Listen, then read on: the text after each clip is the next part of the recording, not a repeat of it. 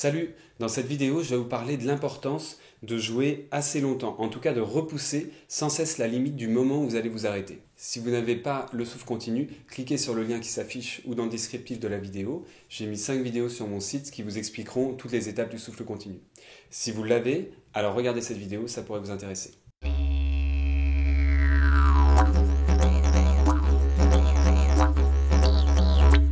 Le principal piège que je constate quand je donne des cours, c'est la capacité à s'arrêter sans cesse pour les débutants. C'est-à-dire qu'en fait, ils vont jouer un peu et ils vont s'arrêter. Quand je demande à mes élèves pourquoi est-ce qu'ils s'arrêtent, généralement, j'ai 3 sortes de réponses. C'est « je ne sais pas pourquoi je m'arrête, mais en tout cas, j'ai besoin de m'arrêter ». La deuxième, c'est « j'ai pas assez d'air, donc je dois m'arrêter pour reprendre de l'air ». Et la troisième, c'est « j'ai trop d'air, j'étouffe, je dois m'arrêter ». Ça s'explique souvent par la sensation un peu d'étouffer, mais ça c'est complètement dans la tête. Le corps a suffisamment d'air, il est bien, mais on a l'impression que si on ne s'arrête pas, on ne va pas pouvoir aller plus loin. Essayez simplement de repousser la limite un tout petit peu, petit à petit, et de sentir que votre corps est bien, de redescendre dans votre corps, et de sentir que l'inspiration, que tout se passe bien, et de trouver la détente. Le deuxième cas de figure, c'est « je manque d'air ». Le manque d'air, ça peut être soit parce que vous inspirez pas assez d'air, soit simplement parce que vous inspirez pas assez. Vous faites par exemple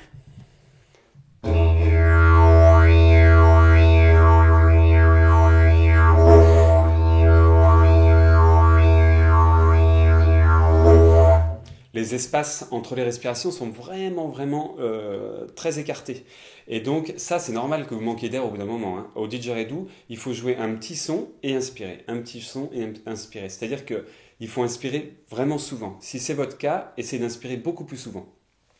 Si par contre vous inspirez déjà souvent mais que vous manquez d'air, alors c'est que généralement vous poussez l'air trop vite quand vous soufflez avec les joues. Vous faites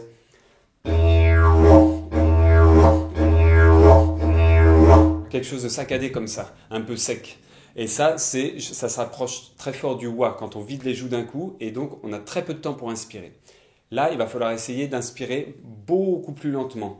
Je vous conseille vivement de retourner, je ne sais pas si vous avez vu les vidéos sur le souffle continu, mais de reprendre l'exercice que j'explique dans les premières vidéos pour vraiment pousser l'air très lentement. Parce que ça, il faut simplement apprendre à faire.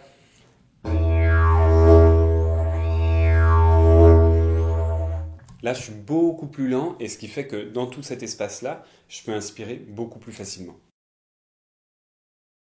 Et la troisième raison, c'est « j'ai trop d'air ».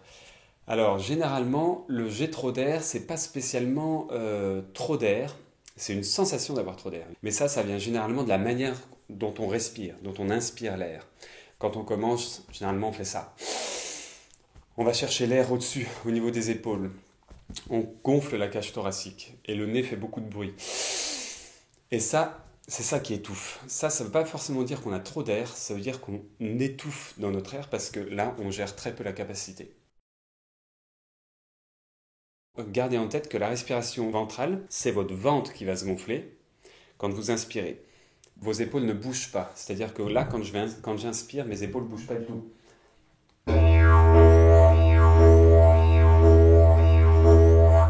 Tandis que si vous respirez avec les épaules, ça va faire ça.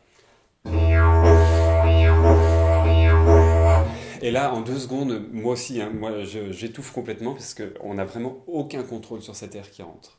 J'espère que cette vidéo va vous aider à jouer un peu plus longtemps. Alors dites-vous qu'au début, c'est normal, on joue 30 secondes avec le souffle continu, après 45, après 1 minute, après 2 minutes, après 5 minutes, et puis après c'est parti. Mais c'est simplement le tout de rôder le souffle continu. Et ça, si vous vous entraînez à inspirer régulièrement et à essayer de tenir sur la longueur, vous allez voir que votre souffle continu, très logiquement, il va devenir beaucoup plus souple, beaucoup plus rapidement.